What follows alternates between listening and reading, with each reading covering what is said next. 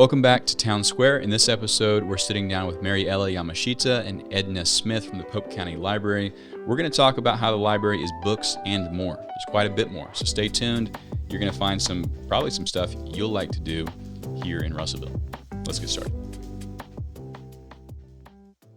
When did the library become more than books? Ooh, that's a good question, and I honestly don't know the answer. It's as far as locally, I think it's been building for quite some time. When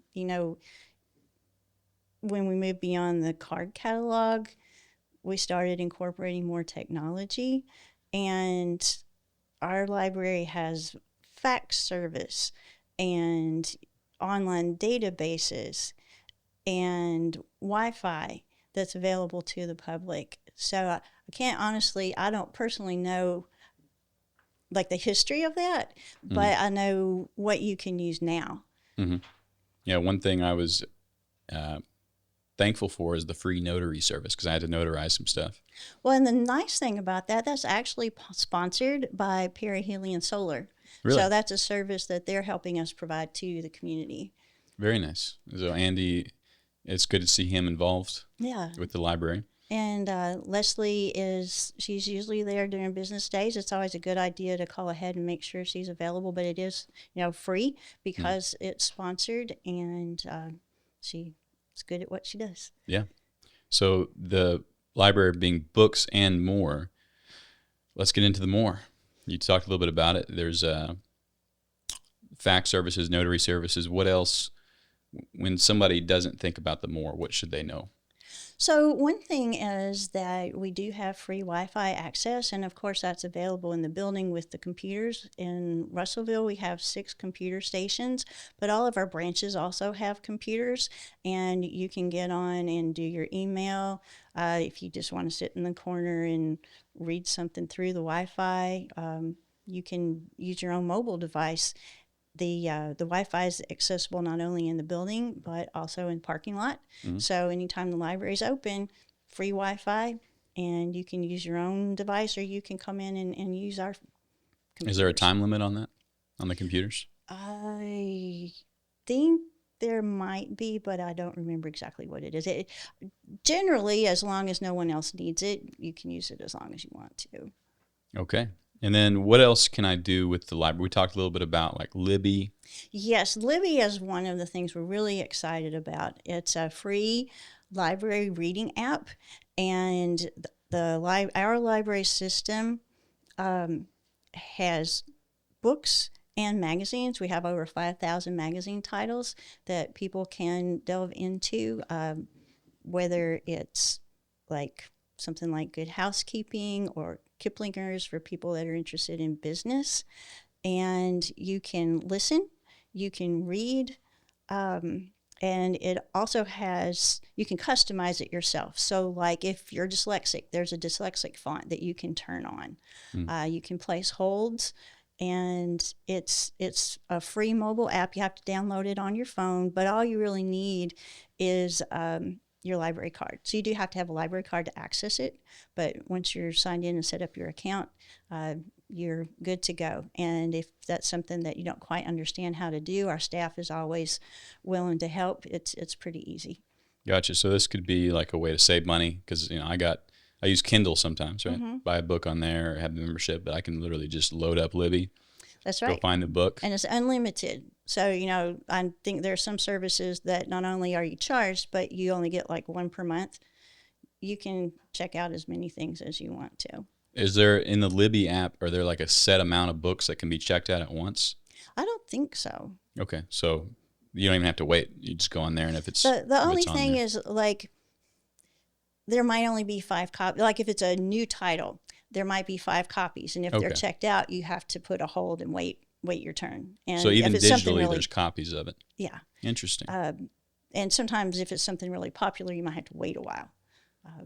How does the library get not just eBooks, but books? Like, how do you order them?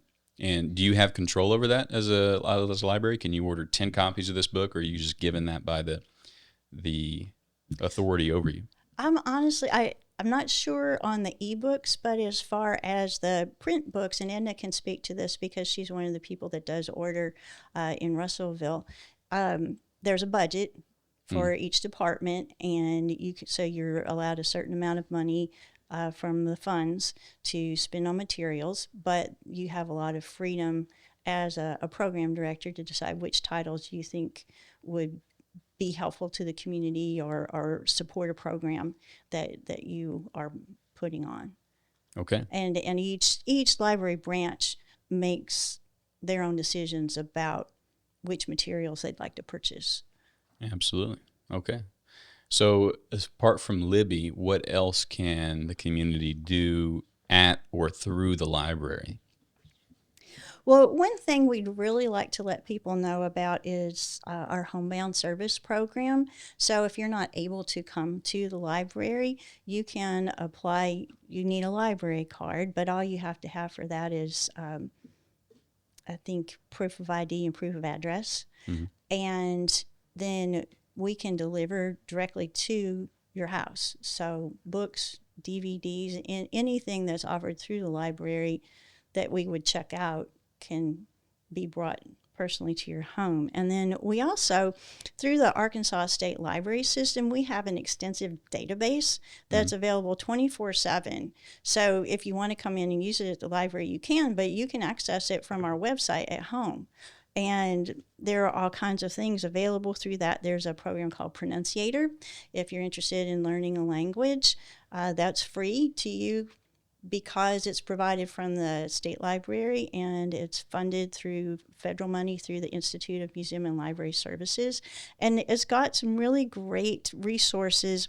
Like if your child is doing a report, World Book has a lot of information that's written on a child's level for different ages. So there's some early learning, there's some elementary learning, and it can be used, not just, it's a good solid resource. And so instead of just like Googling it and not knowing whether the information you're getting is accurate or not, you can use this World Book and it's good solid information. Okay. And how's that information curated? Do you know much about that? Who puts it together? Well, World Book. World Book? Mm-hmm. Okay. Well, for that particular database, yes. There's quite a few databases on here, and we'll put that on the screen. There's, everything from different countries' news streams, African American heritage, to military databases. Medical, science.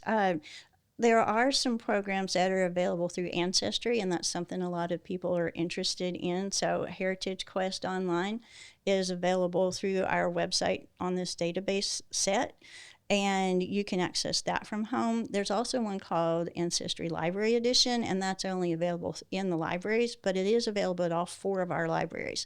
So if people want to do some genealogy research, that's a great resource for them to have. Is that something, I guess, what sort of, I haven't done any genealogy research. I know a lot of people do. They use 23andMe, I think it's called, right? That service where they send in their DNA. So how can they use the Ancestry database? Does it replace that, or does it just supplement it? Well, Ancestry does do the DNA testing, but this is more about genealogy research and history research. So like birth records, marriage records, immigration records, things like that. Okay, absolutely. So what else does the library do? I know you'll have some homeschool programs. We do. Which isn't the homebound, but homeschool. Homeschool, that's right. We have a very active homeschool program. We kind of call it Homeschool Tuesday. And we have preschool story time that starts at 10 o'clock, and that's open to the public. And then if people are interested in the other age groups, they need to get in touch with Emily Neely because we're restricted in how many people we can serve. And I think that I'm going to let Edna talk a little bit more about that when you talk with her, because she does some of the programming that's associated with that. Mm-hmm.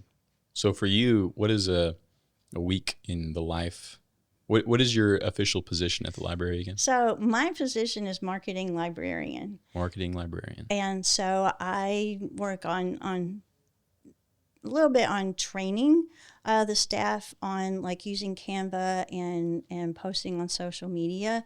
I put together a monthly newsletter, and if anyone's interested in signing up for that, we have a little button at the top of our website on popelibrary.org, and they can sign up. We send that out once a month and try to feature some of the things that we are doing. I do create some graphics myself on Canva. We're fortunate, y'all have invited us over. We talk to Johnny Story once a month. And so I go with different programmers to talk about things that are happening at the library. Absolutely. So what's been the most effective like marketing channel? Like, is it social media? Is it radio, newspaper, just people walking by? Like, what do you think has been the best tool for you to get more people interacting with the library? Well, one of my goals with the newsletter is to help people know what we have to offer. I'm glad you mentioned the newspaper because I do also send out a weekly schedule to the Courier and also to River Valley Now. And some of the other local outfits that actually Russellville Tourism puts out a monthly schedule for the Russellville Library. As far as most effective, I can't honestly say. I really think still word of mouth is probably one of the most effective. I mean, we do get a lot of engagement with our Facebook page. I'm not really sure how much of that translates into people coming in, but it is a really good outlet to at least let people know what's available at the library. Our website is another thing that we've been working on. We're getting ready to launch a new calendar program that will allow us to share more details about our upcoming programs. Right now, we just use the free Google Calendar, and so it'll have a title, but that's about all that you can see. So we're hoping to get people to engage more with our website because there's a lot of content there already, but the calendar should be a lot more helpful. And then that way you know where to find things, because one of the challenges with Facebook is, it's the feed. And like maybe you saw something about a program last week, but then when you go back to try to figure out what it was, you might not find it again. The photos are still there, and it is there, but it's not quite so organized. So that's one of the big benefits of having a website is it's always there and you can locate things on it. Absolutely. And if y'all have seen this podcast, let them know you saw the podcast. I think that for us and just other businesses around here, it is hard to attribute where people come from, because they may see something and that kind of keeps you top of mind, but then they may talk to somebody and what actually brings them in, we don't know. Well, now, honestly, I do have to say we really appreciate the support from local groups like you, like the newspaper, like the radio station, the Courier and Johnny Story, helping to support the library, but also just the community, letting the community know what resources are here for them in the River Valley. I'm glad you brought that up, resources. As far as business resources go, I mean, not only do these databases, these can likely help. I mean, there's a career and technical education here. There's the free notary service. What else might benefit an entrepreneur who doesn't know what resources are available to them? Is there anything else you can think of that maybe I don't even know about? Well, one of our focuses that we're trying to build right now is to help people that may not be very adept with technology. And so Edna's been working on some programs to help people learn how to use a computer just for email. A lot of, there are people that don't really know how to do that. And also, is it Microsoft Word? There's an opportunity to learn how to use Microsoft Word. And so working on some of those basic technology skills that, especially for people of an older generation that didn't come up through school learning these things, we would like to help them with those skills. Very good. And so do y'all ever take in like guest speakers from the community that want to talk about something? Yes, we do. And in fact, our genealogy department usually once a month has a guest speaker. And so like Travis Simpson, Eli Creener, Kat Robinson. Kat Robinson, she does the River Valley Eats, right? Yes. And she was here in November, and she's going to come back again next year. So they bring in Arkansas authors. And that's something that I think the community may not be so aware of, and we're trying to raise awareness because there's a lot of talent in this state, and people might be interested to hear Kat, but if they don't know she's there, it just kind of passes by. So I was talking about that with someone yesterday. There's a lot of people here, absolutely like really talented and experienced people. And I think what happened, the reason why like maybe my generation and those around me don't think about that is because while we're on our feed, we see a lot of stuff from other places where there are also talented people. You know, they congregate in Silicon Valley, for example. It's not that we don't have those people here. It's just that when we're on our phones, we don't really see that as much.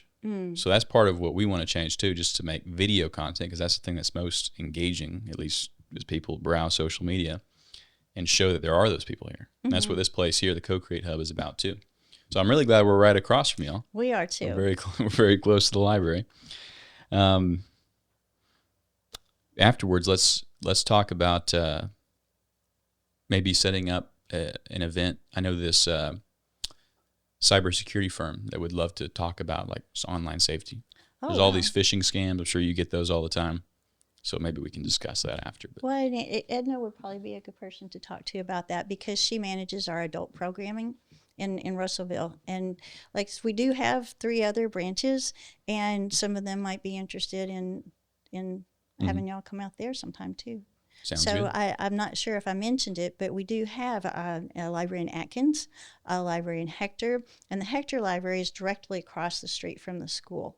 So like if parents are coming to pick up their kids, they could come hang out at the library, or they can come to the library afterwards.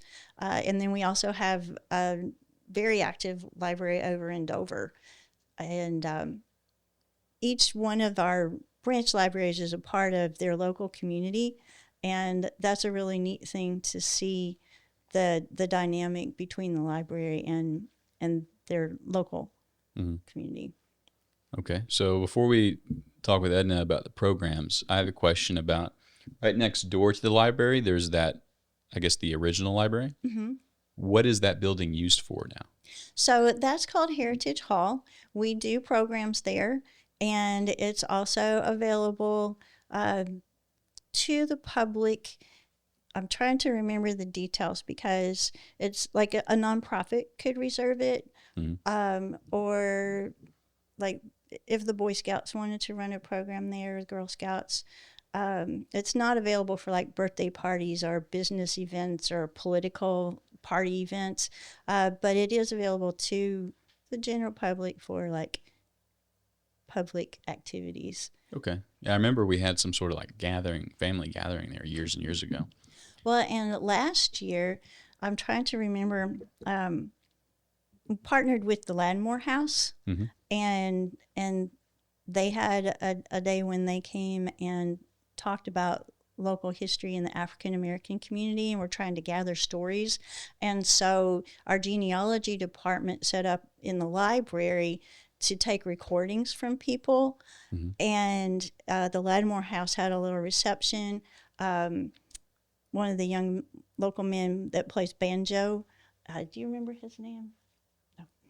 Anyway, he played his banjo and played like traditional songs. There's a young man that had done some research on the Ladmore House, and there's another house locally that was part of the Green Book, they think. The Jefferson House.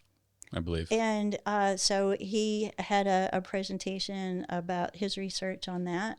Mm-hmm. So Yep. It was the Jefferson House, right? Or do you I recall? think it's a Jackson House. Jackson. Yeah, that's it. Jackson. Yeah, it's not standing anymore. It was, Yeah, I think I guess, it's removed at well, some point. and actually, one of our circulation workers is related to that family. Oh, really? Yeah. And just talking about Heritage Hall makes me think about something really neat that happened recently. The Ragsdale family dedicated a memorial bench to their father. And when he was a child, he lived down the street and he would come to Heritage Hall because that was the library when he was a boy. And his experience there and his love for learning, he developed a love for learning by spending time at the library. And when he was dying, he asked his family to put the bench there to inspire other people to access the library. And it was his hope that that would continue. The Ragsdale family? Yes. Yeah, there's a lot of history in Russellville. Absolutely. In the Lattimore home, we're also working on a little project with them right now. It's taken way longer than I thought, but sometimes that happens. We've interviewed some of the people that have memories from being in the house, but they were all, I mean, they're probably, the oldest was probably 80 to 90 that we interviewed. And she was just a child at the time. So even like a lot of the travelers that came through to stay there, she doesn't remember that because that was a little bit early. I don't think there's anyone living that has those memories. So unfortunately, we weren't able to get those on video, but eventually we'll be releasing that. That sounds really neat. And I'm thinking that might be a good thing to share with our genealogy department. Absolutely. We can make that happen. Yeah. How about we talk with Edna now about some of the program, unless there's anything else you would like to. I think we've covered most of what I wanted to cover. So thank you so much. Thank you. So, Ms. Edna, there's programs that the library does. So what's your main focus?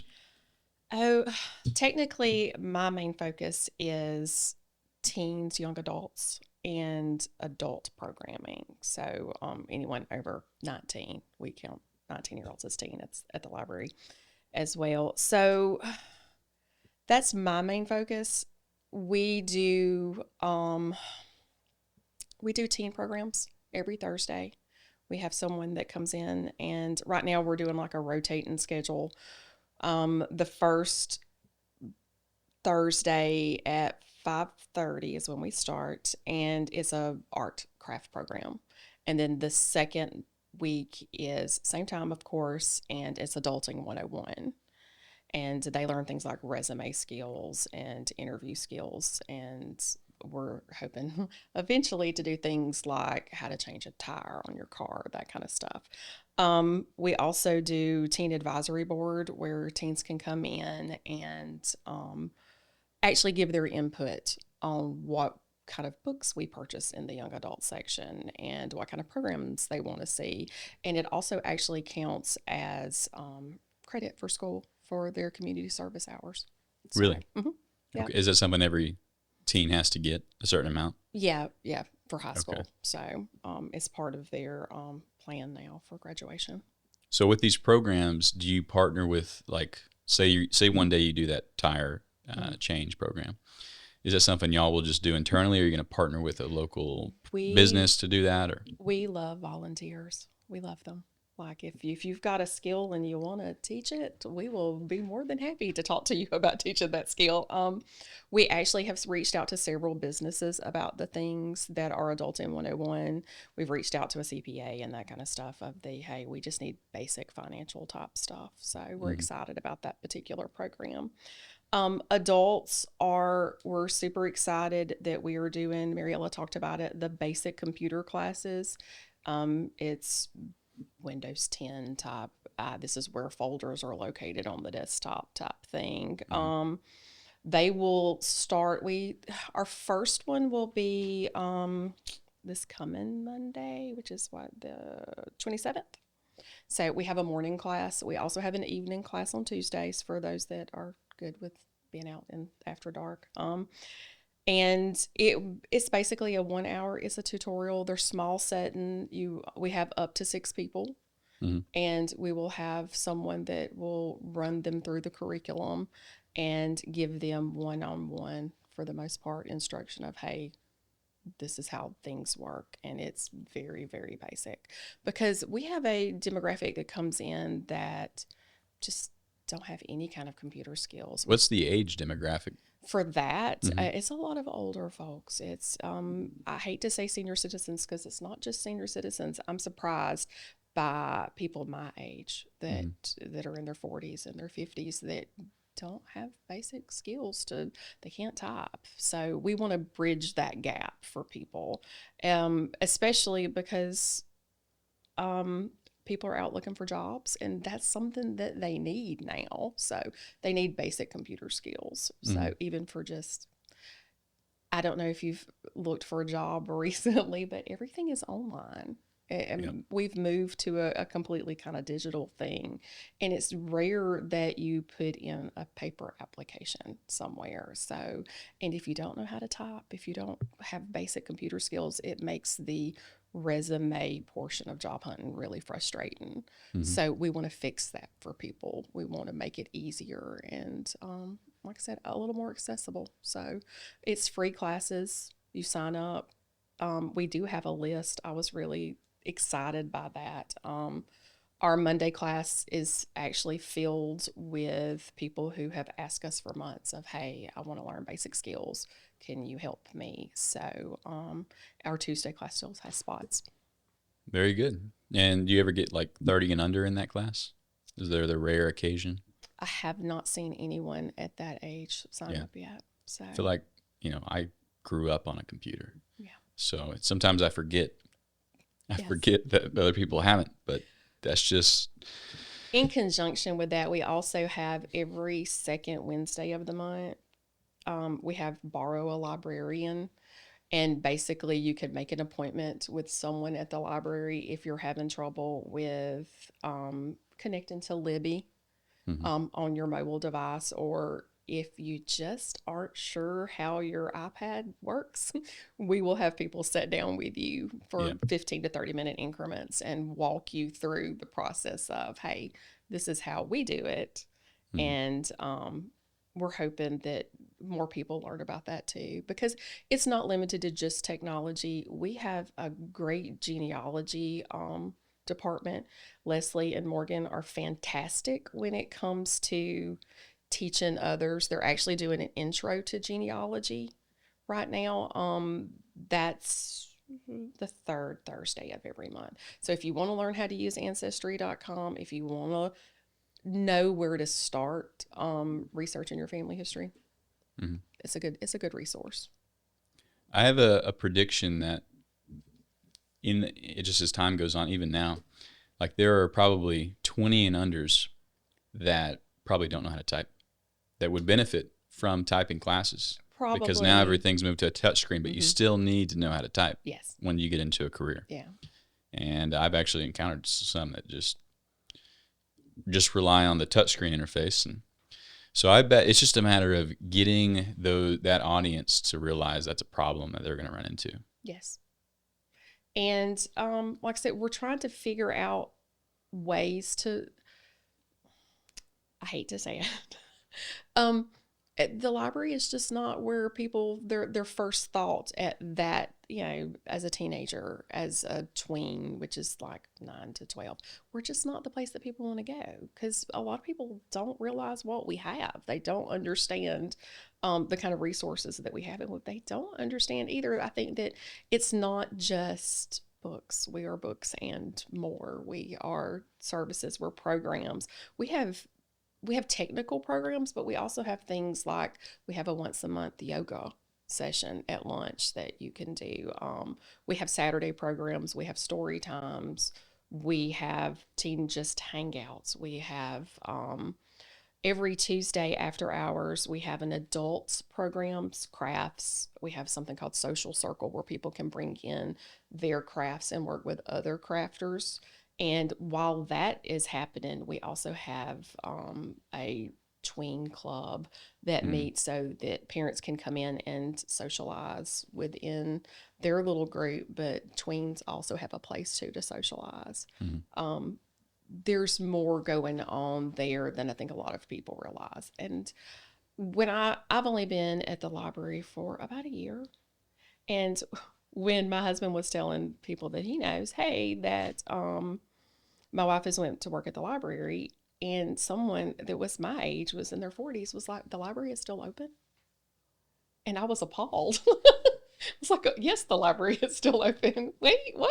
So I think there's still maybe a small demographic of people who don't even realize that we're here in town, that they're still, because it's just not, we're digital. Yeah. And the way that, whether you want to accept it or not, everyone online competes with everybody else for attention, right? Yes. So you're literally competing with like Hollywood, Mr. Beast, like all these people making these crazy videos and people don't, even us, like here, we're competing with that. Yes. And I've grown up in Russellville my whole life. And yeah, there was a long period where I never even thought about the library. Yeah. Or really anything around here locally, because I was spending all my time on a computer doing remote work, working online. Right. Never really thought about anything around here. So it is a challenge. And if you are a reader, of course you know about us. But if you're not a reader, I think a lot of people just assume it's books and there's nothing there for me. And we would like to change that perception, that there's tons of things there. And if we don't have something that you think we need, we are open to any kind of suggestions. Like I said, we're doing yoga. We have partnered with Express here in town, and we do a quarterly job fair. Like we want the community to know that we are here and that we are serving them. So, and that we want what's best for them program wise, what fits what they want to see in Pope County. So let's talk about some of the more books and more. There's programs. What else though? There's the Library of Things. Yeah, the Library of Things is fantastic. At our branch, you can come in. We've got like a binder that you can look through, and we have everything from shovels and rakes to, we have a pressure washer that you can check out. We have a grill. We have pans and pots, and we have a bicycle pump, so that if you're riding around town and you get a flat tire, then you can come in, and that one gets used a lot, randomly enough. And those are free things to patrons. Like you come in, I think you get a week with them. You check them out, you bring them back. We have, everybody is making their own shirts and stuff. We have heat presses now that you can check out, so that if your heat press goes out and you don't want to run out and get a new heat press, you can come to the library and check one out. So yeah, it's one of my favorite things to promote, because we also have books that tie into a lot of the things that we have at the Library of Things. So it's a fun thing to promote for me. Absolutely. So Library of Things, books, programs. Is there anything else under that more category? Besides I think Mariella talked about, we have a notary. We have things that are story times, that you can bring your child in 2 times a week in the mornings, and it is a really engaging. We've got really great children's librarians. They do story time. It's a craft. We also, Mariella touched on homeschool. Homeschool is huge with us.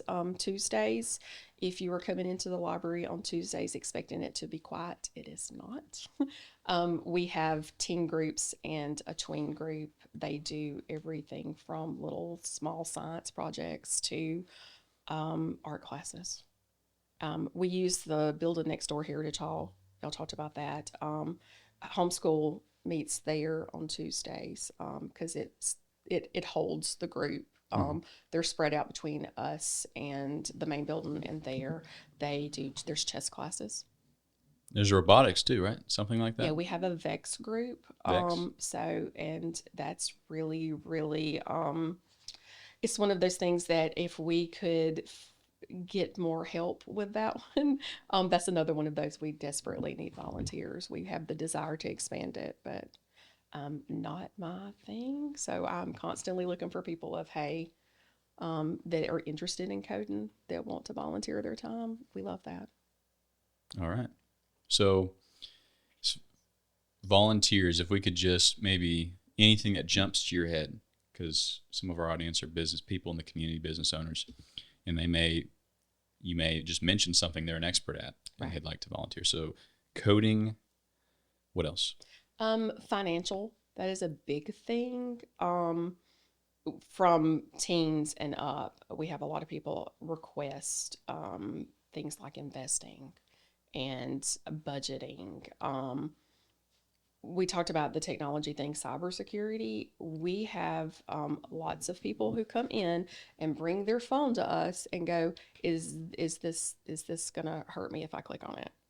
And that would be a great thing for us. Literally anything that you can think of. We would like to think that the library is a source for information and learning. So if you want to teach macrame, if you were a business person and you have a hobby, if you paint, if you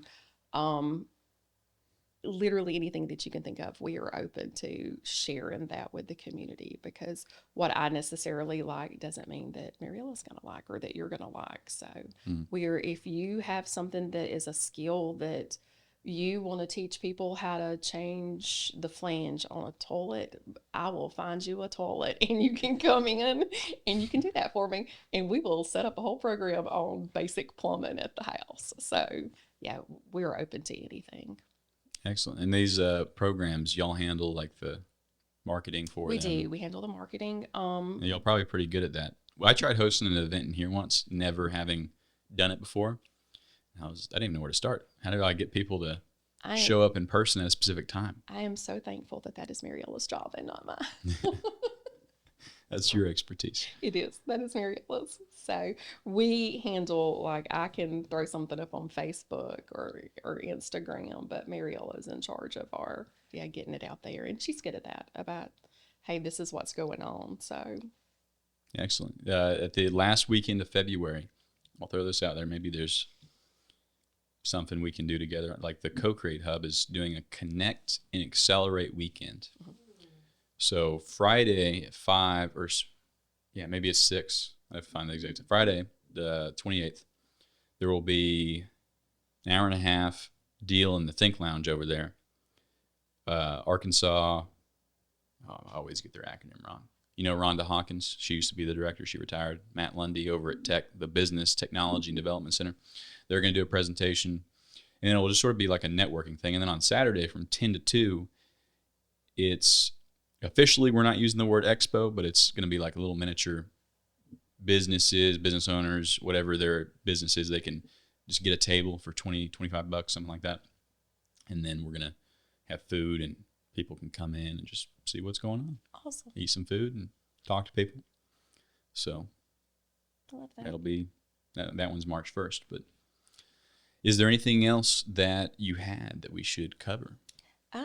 Beyond programs, like I said, we constantly have family things, that kind of stuff. We're doing a pop-up cocoa bar this Saturday because we have speed puzzlers coming in.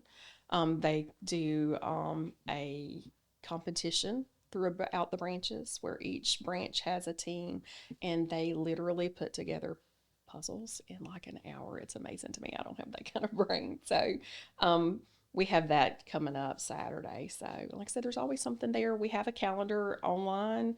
You can also come in, and we love to talk about what we're doing. And we love to meet people of the community and ask their opinion about how can we serve you here. So okay. So if someone was going to go one place, would you rather them go to the Facebook, the website? And the website is Pope County, Pope Co Library? No, but popelibrary.org. Popelibrary.org. Mm-hmm. Okay. Excellent. Well, thank you so much. Thank you. Thanks both of you.